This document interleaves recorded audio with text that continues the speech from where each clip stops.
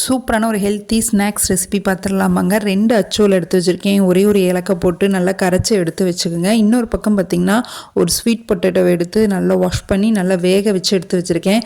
So இது நம்ம அப்படியே சாப்பிட்றதுக்கும் சூப்பராக இருக்கும். ஸோ கொஞ்சம் டிஃப்ரெண்ட்டாக பணியாரம் மாதிரி செஞ்சு சாப்பிடுவோமேனு இன்றைக்கி நான் ட்ரை பண்ணி பார்த்துருக்கேங்க. இதுதான் ஃபஸ்ட் டைம். ஸோ நல்லா அதை வந்து மசிச்சு எடுத்து வச்சுக்கோங்க.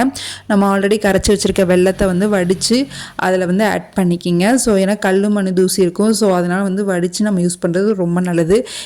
1 கப் நான் வந்து பார்த்திங்கன்னா கோதுமை மாவு வந்து நான் எடுத்திருக்கேங்க. ஸோ இது எல்லாத்தையும் நல்லா மிக்ஸ் பண்ணி விடுங்க. ஈவினிங் டைமில் அவங்க கிட்ஸுக்கு வந்து இது செஞ்சு கொடுங்க. நல்லா விரும்பி சாப்பிடுவாங்க. நம்ம ஸ்வீட் ஆட் பண்ணியிருக்கனாலவே கிட்ஸ் மேக்ஸிமம் விரும்பி சாப்பிடுவாங்க. நல்லா சாஃப்டாகவும் இருக்கும் உங்களுக்கு. நம்ம வந்து ஸ்வீட் பொட்டேட்டோ ஆட் பண்ணியிருக்கிறதுனால அதில் வந்து நீங்கள் ரவை கூட ஆட் பண்ணிக்கலாம். பட் அந்த டைம் நான் ஆட் பண்ணல. ஸோ கொஞ்சம் தண்ணி ஆட் பண்ணிவிட்டு நல்லா மிக்ஸ் பண்ணி விடுங்க.